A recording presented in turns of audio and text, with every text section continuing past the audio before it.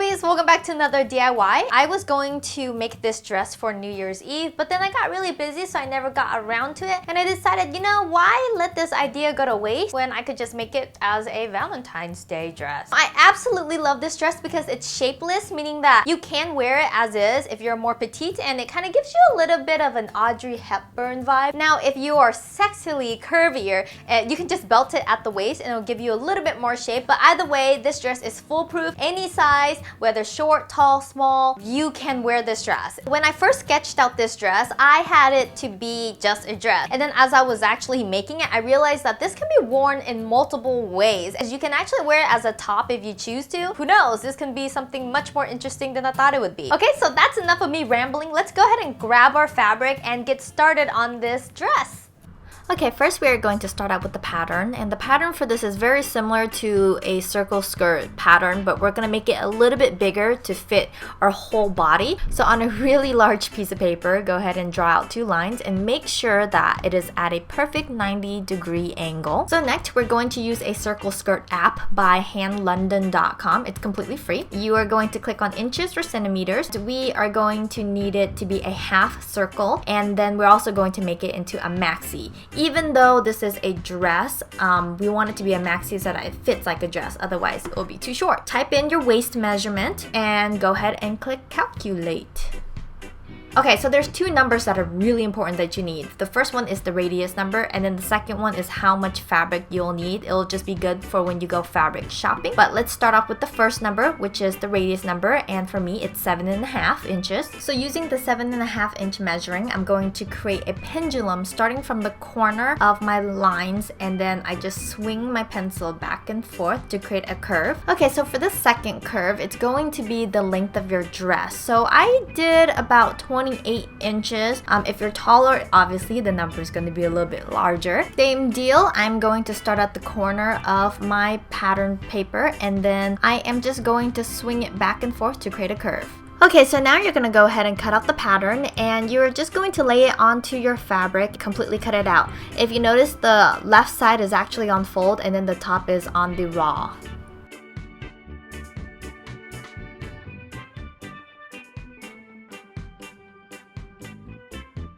Now we're going to go ahead and open it up, and what you're going to do is you're going to fold the 2 raw edges to the center. This is actually going to be the back seam. Now I'm going to go ahead and take a tank top that fits my armpits really well, and I'm just going to use that as a guide to cut out the armpits on both sides of the dress. So once the arms are cut out, go ahead and fold it in half and sew the center back seam up, leaving about 6 to 7 inches at the top. Now you're going to go ahead and open up the center back seam, and you're going to iron it open.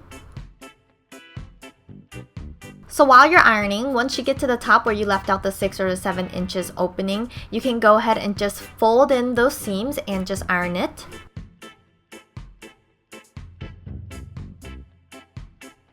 So once you're done ironing and you're laying it down flat, it should look like this. And what you're going to do to secure the seam is to sew down one seam across and then up the other seam.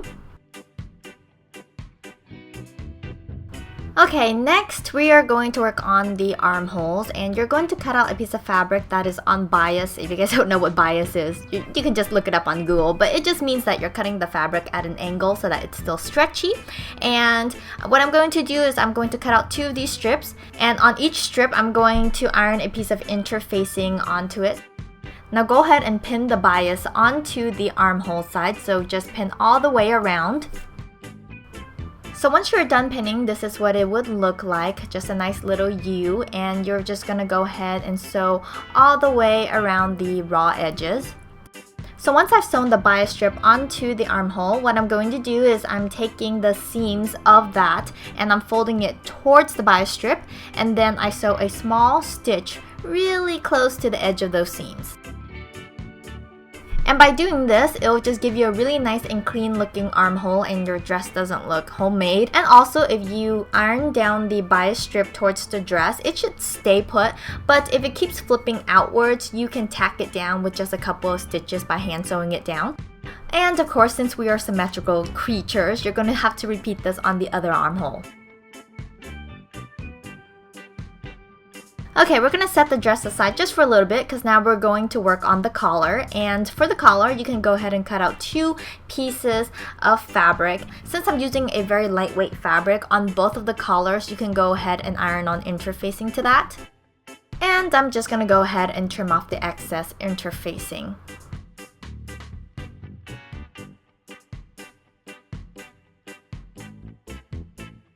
Okay, so on one side of the collar, what you're going to do is you're going to mark the midpoint of the collar, and then you're going to mark in 1.5 inches from the edges on both sides.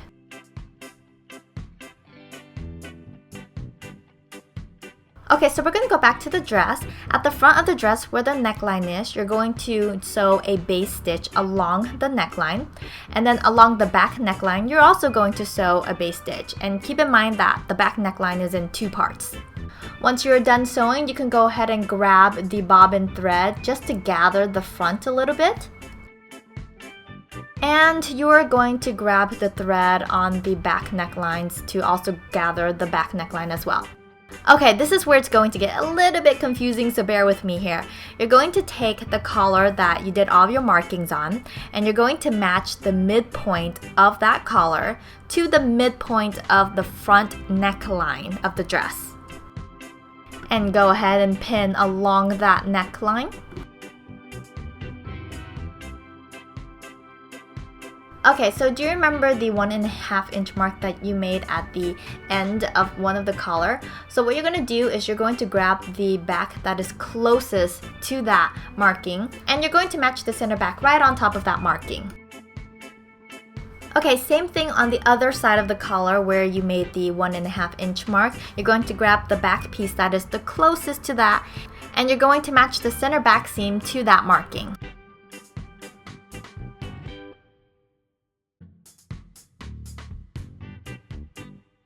So once everything is pinned up, it should look something like this.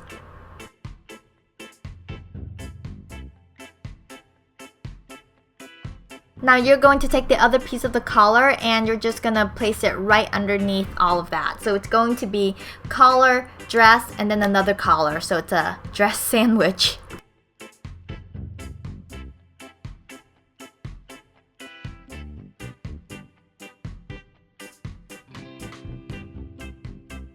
So once you get that all pinned together, this is what it's going to look like. And all you have to do now really is just sew up one edge of the collar over and then down the other edge. Okay, so once that's done, you're just going to flip the collar inside out and the dress is going to be attached to it. And then for the raw edge of the collar, just go ahead and fold in 1/4 inch and sew all the way across. And that's pretty much it. That's just the main part of the dress. We can go ahead and stop here, or if you're feeling up to the challenge, you can go ahead and make a bow like I did for the dress. And again, because I want the bow to be nice and perky, I'm going to go ahead and iron on interfacing for both pieces.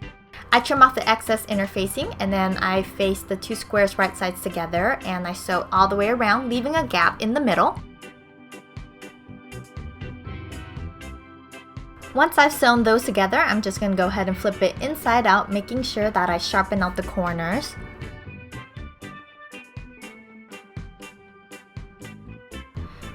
Next, I'm going to go ahead and cut out a small little square. Again, to stiffen it up, I'm going to iron interfacing onto that. And I'm going to cut off the extra interfacing. And now I fold it in half and I sew across. This is going to be a little bit hard, but I'm going to flip this little bad boy inside out and I fold in half again and I sew across.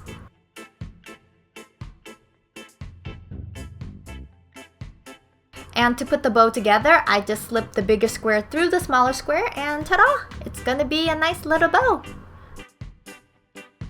But to make it really girly and chic, I went ahead and cut out 2 long strips of fabric. Now I'm going to go ahead and face these right sides together and I'm going to sew all the way around. But at the ends, I'm going to sew in at an angle. I cut off the extra fabric from the angle and I am just going to flip this inside out. If you really want to flatten this out, you can go ahead and top stitch all the way around this, or if not, you can just iron it flat. But what I'm going to do next is I'm just going to slip that also through the little square of the bow, and it's going to look like a big tied bow instead of just the bow itself. Okay, so for some finishing touches, obviously you're going to have to hem the dress, but at the collar I went ahead and added in 2 clasps as a closure for the collar. And I also went ahead and sewed on a pin to the bow. This way it's removable and I can wear it however I like on the dress or maybe even on something else.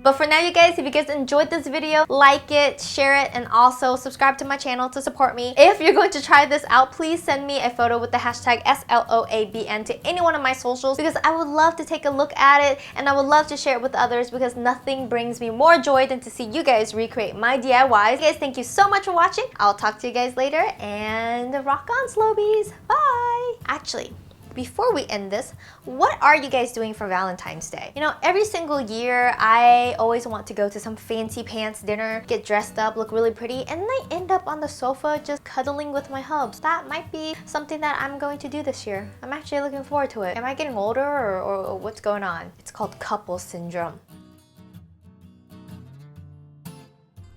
I twist back on the cap and then I just give it one good shake. Now if you want, you can mix this in a bowl if you feel more comfortable using a bowl and a brush, but since my mom's hair is pretty short, I'm going to keep it in the bottle. So if you already have pre-dyed hair, this is actually the part where you